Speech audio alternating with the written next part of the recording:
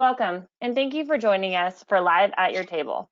Before we get started with our discussion, we would like to share some housekeeping items to keep in mind. All audience members are on listen-only mode, which means you are muted. We will be monitoring audience engagement on the dashboard and do encourage you to participate by using the question pane. There will be time for questions at the end of the presentation. Please note this webinar is being recorded and will be available online in the coming week. Now, without further delay, let me introduce Dan Murphy with the Florida Restaurant and Lodging Association. Thank you for being with us today. Please take it away. Thank you, Renee. I appreciate everybody joining us today. We've got some great presenters today. But before we start, why don't we introduce ourselves? Lisa, let's start with you, and then Carol, and then Simone. Hi, welcome. Thanks. I'm happy to be here today. I'm Lisa Lombardo, and I am the Chief People and Culture Officer of HDG Hotels. We're a hotel development and management company with limited service, select service properties, 19 of them now, across Central Florida. Thrilled to be here. Carol?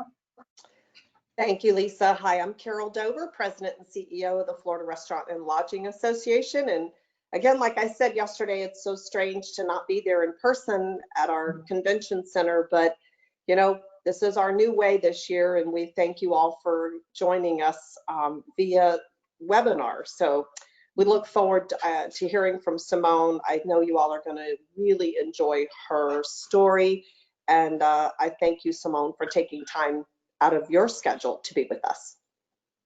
Thank you, Carol. Hi, everyone. My name is Simone Barron, and I am a service industry worker, and I've worked in the industry for 35 years. And I'm also co-founder of a group called the Full Service Workers Alliance here in Seattle, Washington. Thanks for having me, y'all. Lisa, I'm going to kick it back over to you. Yeah, great. So Carol, I know you can't stay with us. I think you have managed to find a 25th hour in every day at this point in time. But if you wouldn't mind, just to set us up to explain what this ballot initiative, Florida's Amendment 2, what it's about and how it will impact, and then for as long as you can stay with us, but we do know you have to Absolutely. Absolutely. Thank you, Lisa. So on the November ballot this year, Amendment 2, and not to be confused with your gun rights Amendment 2, and a lot of people are doing that. This is going to be on the November ballot. It'll be Amendment 2, and it will raise Florida's minimum wage to $15 an hour.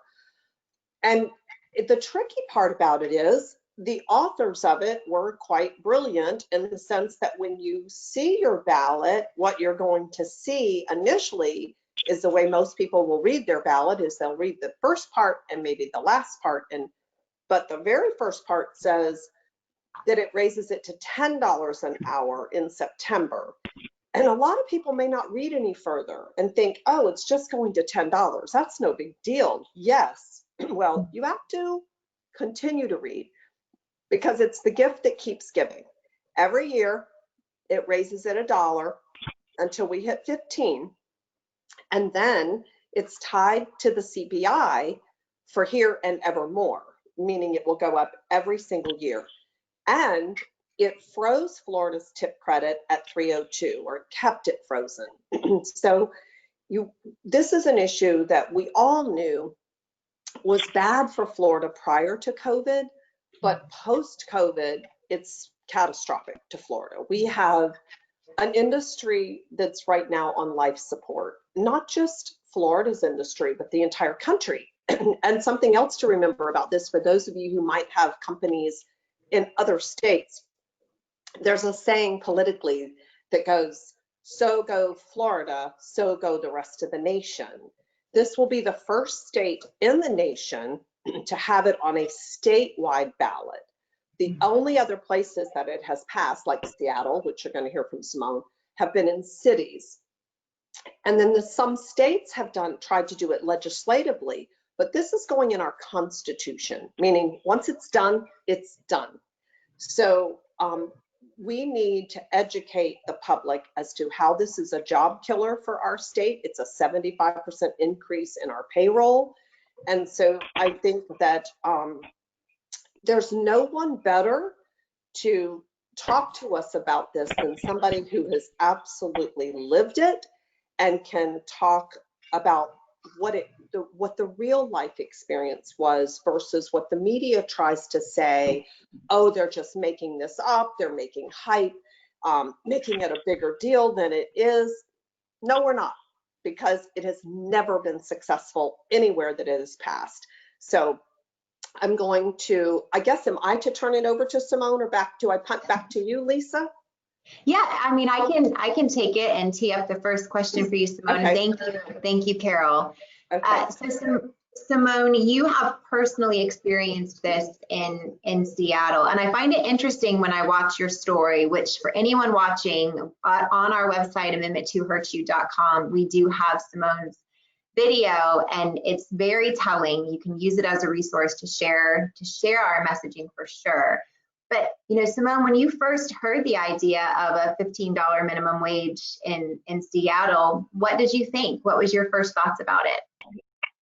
Well, you know, I guess the first thing I thought was, great, this is going to be fantastic. I'm going to get $15 an hour plus tips. I mean, we were already at like around $10 an hour. And that was really good money, $10 an hour plus tips. We were doing well. And so we were like, wow, a $5 pay raise, that's going to be fantastic. But that's not what happened. That's not what happened at all. So at first, you know, what we were hearing from the media and from our city leaders was how great this was going to be for the economy and for us as workers to be able to, you know, afford the higher cost of living. And as the rents are going up, you know, we were all really excited. But the reality of it, that's not how it panned out at all. So for you, you had a position in a restaurant where you were able to work 4 days a week. You had flexibility. You know, you are a mom. How did that change once this went into effect? Well, so, and to what Carol was saying is that it's a gradual increase. It doesn't go just simply from where you start off at straight to 15. It was a gradual increase. And so everything happened sort of in a gradual arc. We started out being okay, but quickly we found out that the perception of our customers was interesting. People started coming in and said, hey, we heard you're making $15 an hour now. And then they wouldn't tip because they thought we were making all this money. So the tips started becoming really uneven. You couldn't really count on them because you didn't know who was perceiving you as making way more money, like we just got a $5 raise, and those that actually understood what was going on. So tips became really, you just couldn't count on what you were going to get from day to day, from person to person, where, you know, most of the time it's pretty steady. You know what you can garner off of the table. So that was really strange at first. And then to combat that first leap in the wage, my employer decided to do a surcharge, not a service charge, but a surcharge, which was just like a little tax that he tacked onto the bill. And that created chaos, so much so for 2 days. After 2 days, he went ahead and took it off. The perception again from the guests is, why are you doing this? But he had to do something because labor costs were going up. So he decided to try that. It didn't work. Then as the wage went up again, he decided to go to a service charge. And in doing that, he took away our tip line and then just put a 20% charge on the bill. And then he took that 20% service charge and doled it out to us, back to us as a commission, but only a smaller percentage. Mm-hmm. So therefore, instead of getting a 20% or 30% tip on the check through, the tip line, which would be normal for me to garner, I think my average was anywhere between 18 and 22% is what I could do. I was now only allowed to get 14%, and that's how I was maxed out. I could only get 14% because that's what the determination from my employer was that I was to get. So no matter how hard I worked at a table, I could only ever get 14%. And so it really kind of took the incentive of going that extra mile for the guests away. The only thing that I ever wanted to do then was to sell them the most expensive thing on the menu to get my check average up. So it really stagnated the way I could maximize my income. So you're working harder for less, and you're not able to make the money that you're used to making. And I think that's what people don't realize is that in the end, especially in the service industry, that putting a new minimum on this means that you end up making less at the end of any day than you would. You can raise the hourly rate, but now you are making less money than you ever were before. Right. And I have to say that the rate increase, the wage increase, did not cover the loss in tips. It just doesn't. And not only that, you can say, people will say to me, well, why didn't you just leave that job? Not everybody did a service charge. Well, that's true. Not everybody did a service charge, but down the street, they took tip lines away altogether and just went flat $15. Then you go to another restaurant and it was some other really crazy pay model that wasn't transparent. You had no idea what you were getting into. So that's the other thing that workers like me need to understand, that, there is a standard, or it used to be, where you could, if you didn't like what was going on in the restaurant and you weren't making money, you could leave that job, go down the street, find something else that interested you, get hired there, and there was still the standard. You knew what you were getting paid. You go in there, you were getting your base wage plus tips, and up to your skills, what you could do and what you could garner out of that. Now I could go down the street and maybe have some really strange tip model where they're paying me $1 an hour plus some bizarre commission or whatever thing that they can come up with to try to navigate the minimum wage increase. And it's just not working. It's not good. It's not good. Well, and you're experiencing how it's not working, and it has diminished your ability to earn a living in an industry that you have shared time and again that you love. I mean, this is your heart. You love this industry. You love the flexibility it's given you. But when this initially happened, even the restaurant owners that you worked with, what it made them do, the decisions it forced them to make, and just your process of even landing in a new position, the realities you face with business owners. Right. So the other reality of it, and this is the thing that people have to remember, because the ultimate end to some of this is that you won't have a job. And that's what happened to me. So my employer, he owns several restaurants, and he's a pretty successful guy. He basically brought up the Seattle foodie scene. I mean, it's not, he's our guy in the city, right? So, but he had decided that with the rise in rent and the rise in labor, he couldn't do it. So he closed our store down so he could save the rest of his others. But it's funny because what happens up to that point even is that we get rid of support staff jobs. So hosts were going away, barbacks went away, busters went away. We weren't even just saying it just in my restaurant, but you can see it around the city as well. And then shifts started going away. So to, cut those labor costs, we were suddenly getting cut off the floor a lot cheaper. Suddenly there wasn't a Wednesday lunch shift available. Suddenly there were no lunch shifts available. Suddenly there were no brunch shifts available. To the end where he went ahead and closed our store, pared down a lot of the other stores. And this was right before COVID, but he closed. And then when I decided, I was like, well, I've got to find another job. I went and put some resumes out. I got one interview back, and before I could even confirm that interview with the manager, the owner closed that store too for the same exact reason. My former job, I couldn't even go back to that because he had closed as well for the same reason. So my word to any servers that are listening or any workers that are listening is that these laws have real impact. They have real impact on your daily life. And don't think that it's just a boon for you, like you're going to get all this money and everything's going to be fantastic. That's not even true. It's going to be struggle. You're going to struggle because it's going to change the way the industry does business. It just has to, because that's the only way that any of these employers can navigate this law. And anytime we talk about somebody's personal livelihood, which is something that we feel, we feel like we're the fiduciaries of people's livelihoods and how they take care of their family.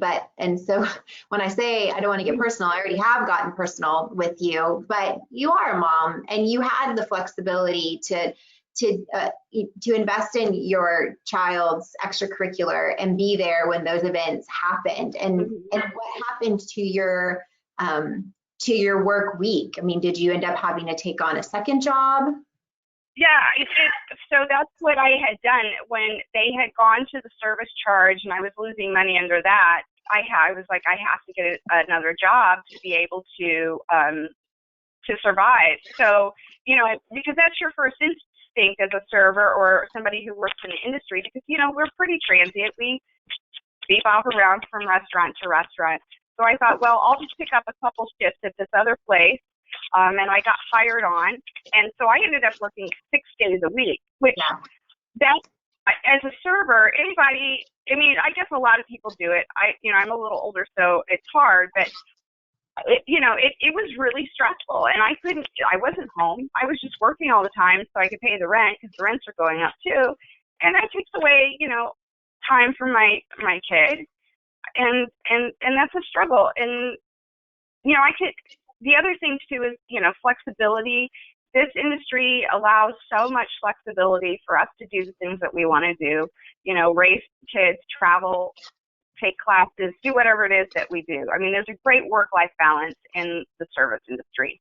And, not only are we seeing minimum wage laws, but we're also seeing scheduling laws. And those are the other things I would think that people need to talk about and look after, because those affect that flexibility and also your ability to maximize your income again.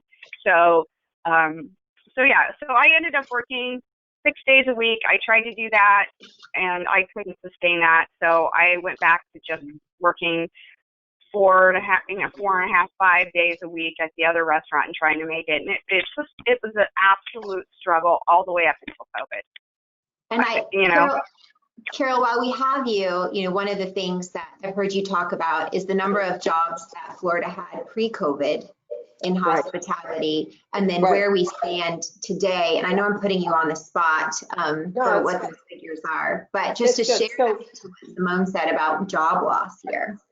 So prior to COVID, Florida, is the number one employer of people in the hospitality industry, is our economic engine. We are the largest industry in Florida.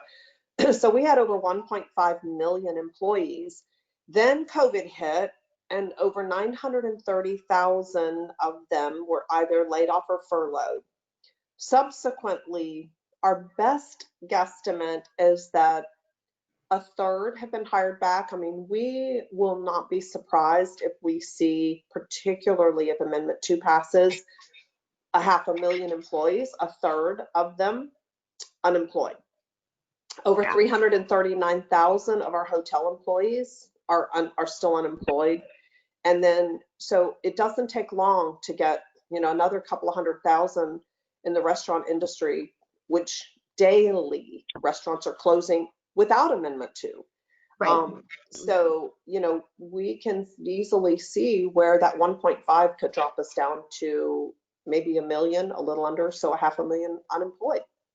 Right. And our unemployment, it did drop this week. We were at 11.3 and now we're down to 8.9, I think, somewhere around there. But it will go back up exponentially if this happens. So just to add to that,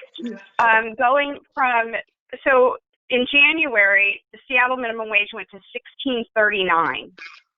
So it jumped all the way up to that. And from October of 2019 up until COVID hit, you could see the decline in restaurants that were open. We clocked it at about a closing a day from October until COVID hit. There would be at least one restaurant closing a day due to minimum wage piled on with everything else. So to think that coming out of COVID, getting hit with a minimum wage increase would help the industry is absolutely ludicrous in my mind. Right.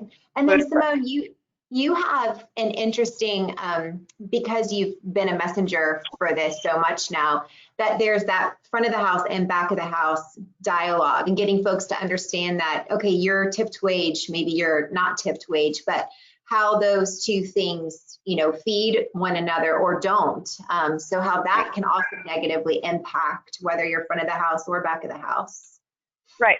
So here's the thing that is very clear to me is that, you know, we all know that back of the house workers are really hard to find these days, right?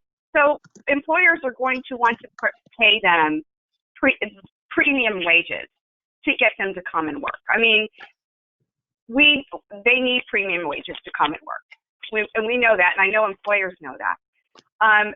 But what happens when you raise a wage for front of the house workers, the ones who didn't ask for it, the ones that are already making good money through tips, and not give that money to the back of the house, you're just stagnating everybody's wage at this point. So with a tip credit, which is something that I really root for as a tool to use and to be able to navigate this stuff, if you take that money away from the back of the house and give it to the front of the house just because you want to raise the wage to $15 an hour, you're stagnating the wage for the back of the house to be able to keep up with cost of living. So employers need to be able to pay the premium wages to the back of the house instead of giving it to the front of the house who are already making premium wages with tips. It just makes sense to me. So that's why I'm a big supporter of the tip credit during this time, because we want to be able to raise everybody up. If that's the goal, yes, let's do it. But we're already up. Front of the house is already up. We're already making good money. So you use the tip credit in order to support back of the house wages, keep them from stagnating, keep our wages from stagnating, so that we all can maximize our income in this industry. And to anybody who says that doesn't work, I don't know. I don't know what to tell them. Because And Simone, again, I mean, we're just so grateful that you've decided to commit so much of your personal mission to advocating against these mandated minimum wage. I did see a question. So while I know I have the three of you who have the most experience in this, so one of the questions, Carol, Dan, Simone, says that if a service charge is implemented, is that taxable to the state? And it's something you touched on a little bit, Carol, in your intro of this. So I would say yes. I mean, I think any time that, you know, if there is a service charge, we don't know exactly what it's going to look like. Yeah. But we have a saying for things like service charges. They're called taxes. They're fee increases. You can rub whatever you want on them and make them look really pretty and, you know, dangle them with flowers. It's a tax. And Right. so, yes, it will go into either your additional pay or to the owner's additional income. Mm-hmm. Somehow or another, if money came in, it's taxable. It's going to the state. Yes, exactly. Yes, it's some way or No another. such thing as a free lunch. No. And then also just a quick question about, Simone, your story, and if there's a link to it. And yes, we have it all over allthingsfrla.org, as well as amendment2hurtsyou.com. And Amendment 2 Hurts You also has a YouTube page, and it was our lead off video right after the press conference, and a lot of the other videos and stories that are on that channel, including one of our company's general managers, who, Simone, I mean, you'll appreciate this. She was the GM of a hotel in Arizona and moved across the country because as there was a mandated minimum wage and she watched it escalate year after year, it meant she became not just the GM, but she was the breakfast attendant. She was, you were talking about positions that went away. She was the breakfast attendant, she was laundry, she was front desk, she was working 80 plus hours a week, and they were running on extremely lean housekeeping because you clearly need that to turn over rooms in the hospitality industry. And she said, my owners were not bad people. They were not trying to work me to the ground.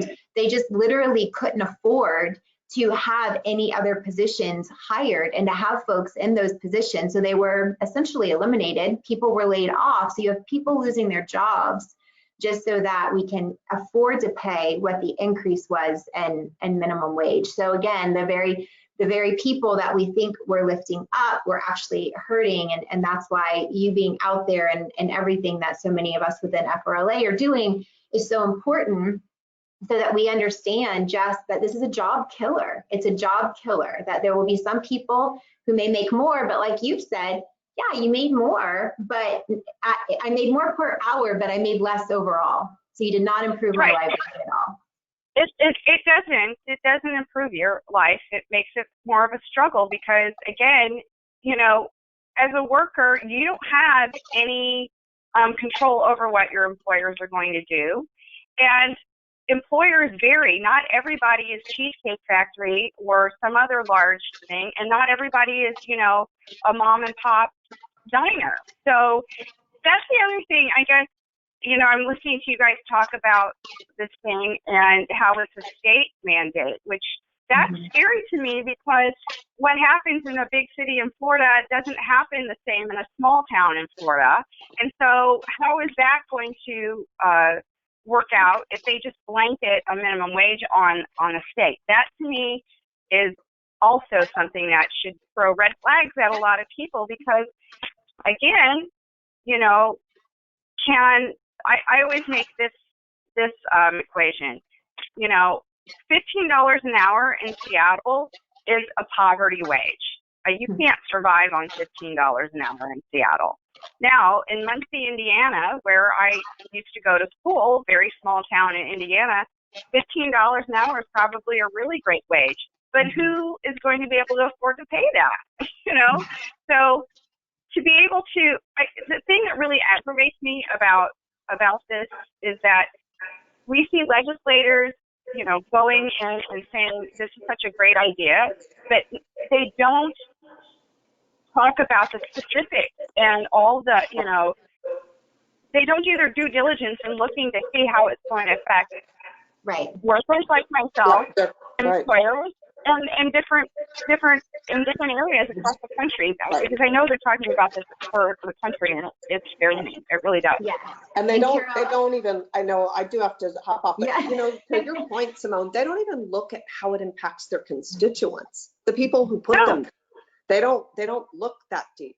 But I hate to do this. I do have a noon, so I have about a minute to hop off one and jump onto another one. But Simone, thank you so much for all your efforts to try to help us here in Florida. And Lisa, thank you for always being there as a great steward and leader of our industry. So thanks again. I'm going to hop off. Y'all keep going. Thanks. Thank you, Carol.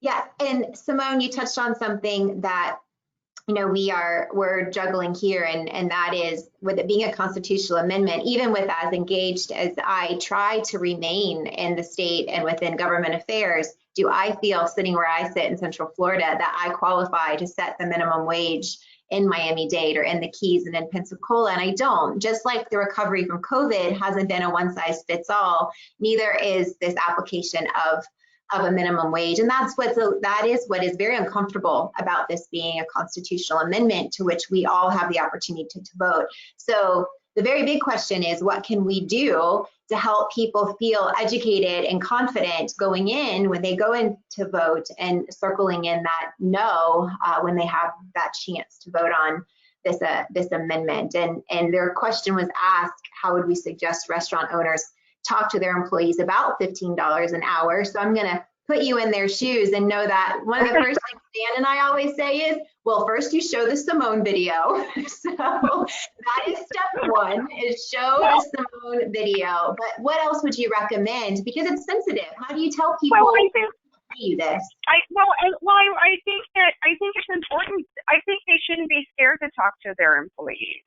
I know that in Seattle, you know, there was a huge push to divide employers from their employees and to demonize employers, which really made me angry to begin with, because I worked with one of the, well, I did, I don't anymore, but I work for one of the nicest people on the planet. And, you know, so what I say is, you know, speak to your employees. I wouldn't have known anything coming down the pipeline if my employer didn't pull us all together and say, hey guys, this is what the city is trying to propose.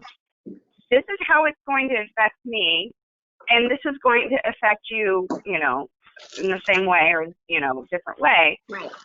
What do you think about it? Let's discuss it. And we had a couple meetings, company-wide meetings, where he talked about the minimum wage and how it was going to impact him and how he didn't know what to do. We also did that for secure scheduling law, which was the reason why I started becoming involved ultimately, was because of the secure scheduling law. But that's the thing. I think just talk to the employees and let them take a look, because one of the things I think is a really sort of a negative in our industry is that we don't communicate enough with the workers. And I really would hope that employers start communicating with their workers more. That's how I got to where I'm at, where I have learned all of this stuff. Because I didn't know before any of this how all of this would impact my employer. I didn't know. Mm-hmm. And it took me getting educated and starting to go and advocate for my job to be able to understand all the intricate stuff that's going on. And, you know, most of us, as far as, you know, workers are concerned, we just want to go to work and do our thing and then come home and take care of our families or do whatever it is we want to do. We don't want to be involved in this stuff. But you have to be.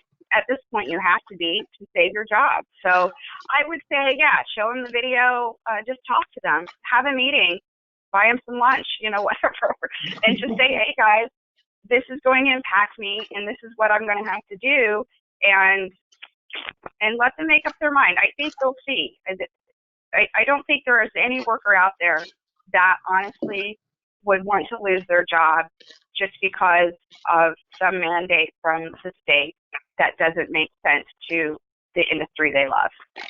Well, you've done an excellent job laying out, you know, the reasons why there aren't advantages to this type of an increase. And again, thank you for sharing your story with us. And your story actually, and being able to share it with restaurant owners and restaurant owners sharing it with their team members, motivated a campaign from FRLA. And it's literally where folks will show your video and then say, so we have these buttons. And it's so funny, the servers are always like, oh good, they're magnetic, they're not pins.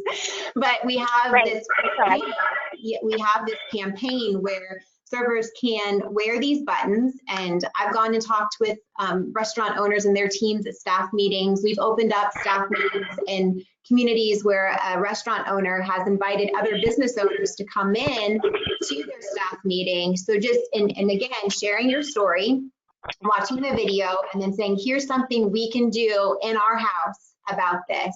And that is to wear these buttons. And when someone asks you about this, what does this mean, for having their Simone, thank you, Dan, having their Simone and their world, tell them, well, if it's an amendment that passes, if it does, I could lose my job. And whoever it is at that restaurant, they don't want to lose their Simone. You're their person. And to attach that with a person who could potentially lose their job. And then we have these great rat cards that explain how this hasn't worked in Seattle and it hasn't worked in other places and why it would be detrimental. And without getting political at the table, because that's not, you come there to break bread, it's fellowship. I mean, people are looking to have a little bit of an escape when they go into their restaurants. But knowing that you all, who are the heartbeat of any restaurant, could be negatively impacted, and equipping you with just a simple, I could lose my job if this passes, and then they can put a rat card alongside the bill at the end and say, here's a great way to educate yourself, has had a very positive reaction and response, actually. But I'm sure you're not surprised to hear that. But this is something that came as a result of, you know, sharing your story with restaurant owners. Well, one of the things that's interesting is that you wouldn't, when the wage started going up, one of the things that all of us noticed was how many people would come in and just ask you what you got paid. Like, I don't know any other place that you would go into and walk up to somebody and say, No. so how much do you make? Like, we were so on the spot with that. And, you know, those cards and buttons and things, I think, you know, are fine. But the one thing that really just needs to happen is that the workers just need to educate themselves on the impacts of these laws and to be able to, whether they agree with them or not, and be able to express that, because they will get people coming up to them and asking, so I heard they're going to raise the minimum wage. How much do you make? Do you think it's a good idea? Because people are really curious. And especially when owners, if this thing goes through, especially if owners start doing those service charges, you're going to get all those questions. And you have to know, because you don't want to walk up to somebody and say, well, I don't know what I get paid. Right. And you shouldn't. That's the thing, too. Workers need to know how they get paid and what they get paid.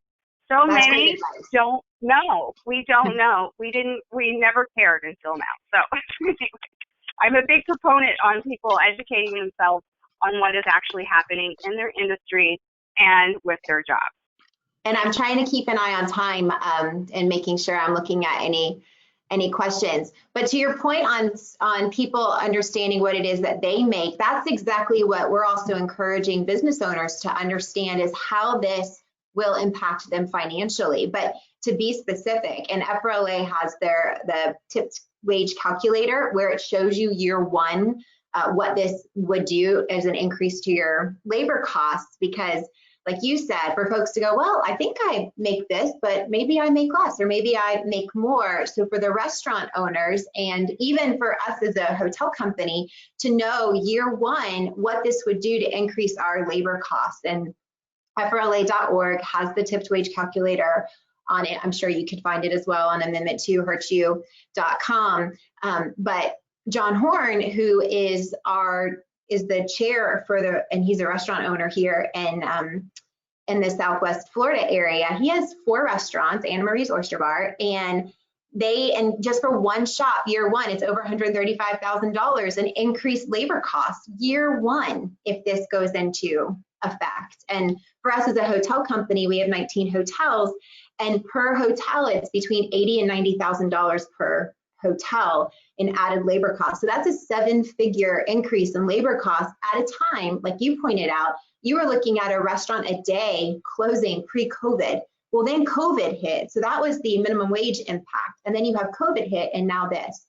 So we keep going we're already struggling to keep our industry alive, and we're supposed to be the #1 economic driver here in the state of Florida, and how this would just devastate an industry that's working so hard to resuscitate right now. So, but your thoughts? And you can see an example. You can see an example with Danny Meyer. I mean, the great restaurateur of New York, right? He got on board with the whole one fair wage thing and went to some really non-transparent pay model and lost 40% of his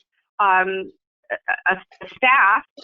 And then when COVID hit, now what has he done? He's reverted back to the original tipping system that he found success on to begin with. And because he knows that he cannot afford to pay some extremely high wage right now to be able to keep his restaurants afloat. He can't do it. I mean, if he could, I'm sure he would, but it's not working for him. And this is a guy that everyone looks up to. So I think we can look to that as an example. I mean, you can look to the people who created these measures, with Colors and Suru Jarman and all these people in New York that have tried this over and over again and has failed. And if you look to that, you can't see the success there. Where is the success? And right now in Seattle, where we're trying to get back on our feet, trying to open up a little bit, it's so hard to see restaurants and listen to owners talk about how they're just not going to do it anymore.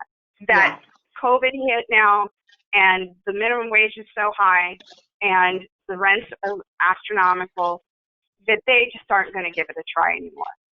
We've lost, I think they said, I think the number is around 70% of our establishments.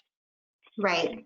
And yeah, and again, thank you, because you telling your story is so impactful, and even you encouraging everyone to figure out what's your story, like how will this impact you as a server or as a company, and then thinking about the rippling effect. What's this going to do to our entry level youth employees that so many of us love to be the ones to give them their start? Where's our incentive to hire someone who needs that level of training, or do we go for the more experienced person? And then in Florida, for our seniors who live on a fixed income, nobody's giving their retirement fund an increase as the cost of goods and services go up. So there's this litany of reasons, but I feel really good that we have this Amendment 2 Hurts You campaign going on. The FRLA is pulling together across industries, not just hospitality, because it impacts beyond just restaurants and hotels. You can see it in our agriculture and manufacturing.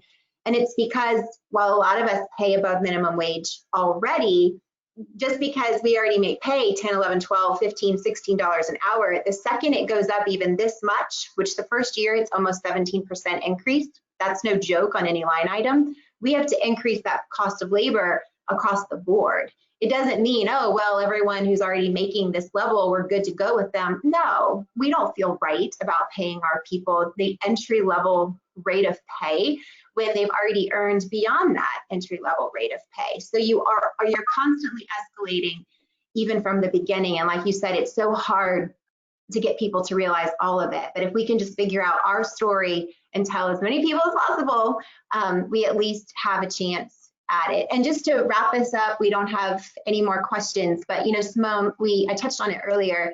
You've made sharing the impact of a mandated increase to minimum wage, like this is like your personal life's mission. So just, why you've done that, why is this so important to you to be letting all of us in Florida hang our hats on your story? Because, well, I think it's important because I think of myself when I was just starting out, when I was 15 and 16 years old, just getting my first job. And I didn't have a lot going on, as far as I didn't have a lot of money. I didn't come from anything. And the service industry gave me a leg up. I was able to do all the things that I wanted to do, go to school, move around the country, do theater, because that's one of the things I love, raise a family. And I think of myself now, what would I do now if I was that person? I don't think I would have the same opportunities because I wouldn't be able to make the money that I made. And that really hurts me. And I love the industry too. I mean, it's one of the most diverse industries on the planet. You meet so many different people from so many walks of life, and it's flexible. There's good money to be made, and it's an exciting place to be. And it's part of my heart, and I just can't stand to see it being crushed the way it is because people aren't really, because legislators don't care what they're doing. They just would rather attach themselves to some phrase like 15 now and think they're doing good in the world when they're not. And so I love the industry. I love the people in it, and I just want people to know that these minimum wage increases are not what you think they are, and they're not helpful to you. So just really take a look before you jump on board. That's all I can say. Just be educated about your job. Well, I can't think of a better note to end on. So Dan and Renee, we'll turn it over to you. Well, first of all, Simone, thank you so much. Can you hear me okay?